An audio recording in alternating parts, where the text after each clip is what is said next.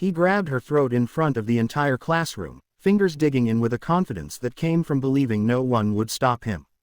The room smelled of dry erase markers and old textbooks, the late afternoon sun slanting through dusty windows, catching on floating chalk particles like frozen sparks.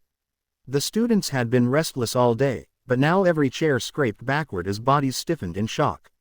Mrs. Elena Ward, the quiet substitute everyone underestimated, stood perfectly still for half a second that felt like an hour. Her eyes didn't widen, her hands didn't flail, she didn't scream. What crossed her face instead was recognition, the cold calculation of distance, balance, and leverage. This wasn't panic. This was a problem she had solved before, long ago, in places where mistakes meant body bags. The man was not a student. He was a parent, broad-shouldered, red-faced, storming into the school after being called about his son's suspension. He'd already yelled at the principal, slammed doors, and shoved a security guard aside. When he reached Elena's classroom, he saw an easy target, a woman alone with teenagers, slim, calm, unassuming. He crossed the room in 3 strides and grabbed her by the throat, lifting her just enough for the legs of her chair to scrape the floor. Gasps erupted, phones came up, someone screamed, someone else froze, unable to process how fast ordinary life had turned violent. Elena's body moved before her thoughts finished forming. Years earlier, instructors had drilled that into her. When oxygen is threatened, you don't think, you act. Her chin tucked slightly to protect the airway. Her left hand shot up, thumb driving hard into the soft hollow below his ear, right where the nerves screamed. At the same time, her foot stepped deep behind his heel, weight dropping low. He grunted in surprise, grip loosening just enough. She rotated her hips and pulled, not with arm strength but with her whole frame, using his momentum against him. The man's balance vanished. His eyes flickered with confusion as the world tipped. He hit the floor with a sound like a sack of cement. Elena didn't let go. She followed him down, knee pinning his shoulder, forearm across the back of his neck in a controlled hold that cut movement without cutting air.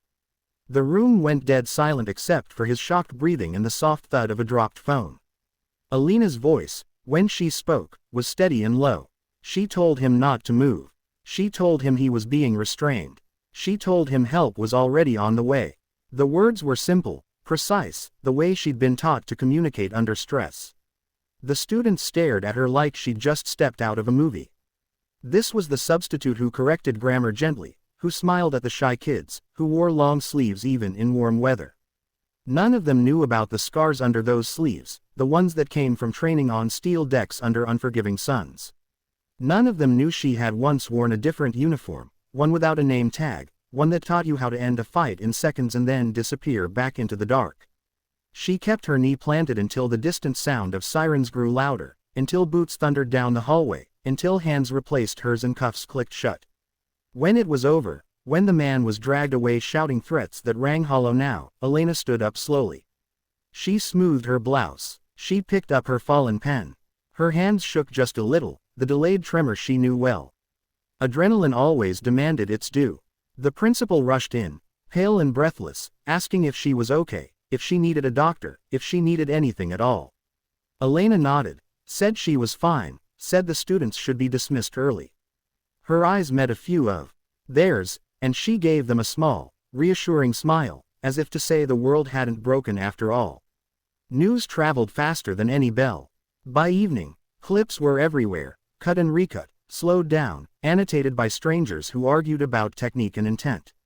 Some called her a hero. Some asked dangerous questions about why a teacher knew how to do that. The school district issued a careful statement. Elena didn't watch the videos. She sat at her small kitchen table, hands wrapped around a mug gone cold, listening to the hum of the refrigerator and the distant sound of traffic.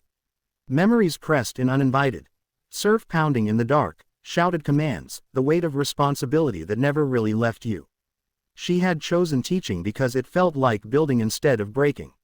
She had chosen silence about her past because it was easier for everyone. The next day, an investigator came. Then another. They asked her to walk through every second. They asked where she learned the hold, how she assessed the threat, whether she intended to cause harm. Elena answered honestly. She explained that her goal had been to stop the attack and protect the students. She explained that she used the minimum force necessary.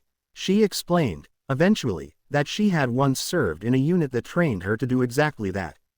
The word SEAL hung in the air, heavy with myth and misunderstanding. The room shifted when she said it. Respect mixed with discomfort. The world preferred its heroes in clean boxes. Classes were suspended for a week. When students returned, the classroom felt different. Quieter, more attentive. Some of the kids who had never raised a hand before now looked at Elena like she was solid ground. One afternoon, a girl lingered after class, eyes down, twisting the strap of her backpack. She asked Elena how she stayed calm when she was scared. Elena considered the question carefully. She said fear never goes away. She said training helps you work through it. She said taking responsibility for others gives fear a place to go. The girl nodded, as if that made sense in a way nothing else had. Letters arrived. Some thanked her for saving lives. Some accused her of being too dangerous to teach. The district debated policies. Elena kept showing up, lesson plans in hand, steady as ever. She didn't posture. She didn't brag. When asked, she emphasized de-escalation, awareness, kindness. She knew that strength without restraint was just another form of chaos. That lesson had been written into her bones. Weeks later, the father's charges were read aloud in a courtroom. Assault, trespassing, threatening behavior. He avoided Elena's eyes. She sat straight-backed, hands folded, answering questions with the same calm she brought to her classroom. The judge listened. The gavel fell. Consequences followed. Outside, reporters waited. Elena declined to comment. She slipped into her car and drove home, windows down, letting the cool air wash over her like a tide going out.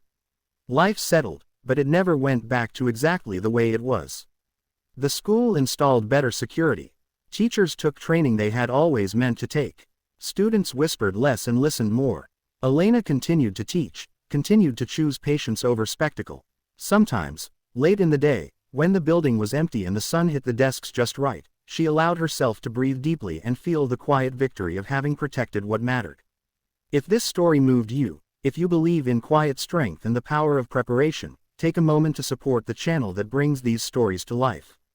Subscribe to Her World Stories and be part of a community that values courage, resilience, and the unseen battles people carry every day. Your support helps these voices reach further.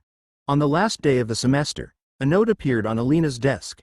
It was written in careful block letters, the ink pressed hard into the paper. It said, "Thank you for keeping us safe." It said, "Thank you for teaching us." Elena folded it and placed it in her bag with the others she'd kept over the years. Small reminders that the choice to stand between danger and the innocent, whether on a battlefield or in a classroom, was always worth it.